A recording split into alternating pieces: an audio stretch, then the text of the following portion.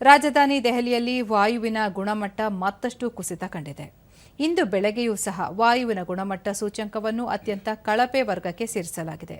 ಬೆಳಗ್ಗೆ 6 ಗಂಟೆಯ ವೇಳೆಯಲ್ಲಿ ದೆಹಲಿಯಲ್ಲಿ ವಾಯುವಿನ ಗುಣಮಟ್ಟ ಸೂಚ್ಯಂಕ 370ರಷ್ಟು ದಾಖಲಾಗಿದೆ ಎಂದು ಕೇಂದ್ರೀಯ ಮಾಲಿನ್ಯ ನಿಯಂತ್ರಣ ಮಂಡಳಿ ತಿಳಿಸಿದೆ. ದೆಹಲಿಯ ಹಲವು ಬಡಾವಣೆಗಳಲ್ಲಿ ವಾಯುವಿನ ಗುಣಮಟ್ಟ ಸೂಚ್ಯಂಕ 400ರ ಗಡಿ ದಾಟಿದೆ. ಅರವಿಂದ ವಿಹಾರ್ನಲ್ಲಿ 416, ಭಾವನಾ 406, ಆಲಿಪುರ 413, ವಿವೇಕ್ ವಿಹಾರ 409, ವಾಜಿಪುರ 415ರಷ್ಟು ವಾಯುಗುಣಮಟ್ಟ ಸೂಚ್ಯಂಕ ದಾಖಲಾಗಿದೆ. ಮುಂದಿನ 2 ದಿನಗಳಲ್ಲಿ ದೆಹಲಿಯಲ್ಲಿ ಮಂಜು ಮುಸುಕಿದ ವಾತಾವರಣ ಮುಂದುವರಿಯಲಿದ್ದು, ರಾತ್ರಿ ವೇಳೆಯಲ್ಲಿ ಚಳಿ ಮತ್ತಷ್ಟು ತೀವ್ರಗೊಳ್ಳುವ ಸಾಧ್ಯತೆಯಿವೆ ಎಂದು ಹವಾಮಾನ ಇಲಾಖೆ ಮುನ್ಸೂಚನೆ ನೀಡಿದೆ.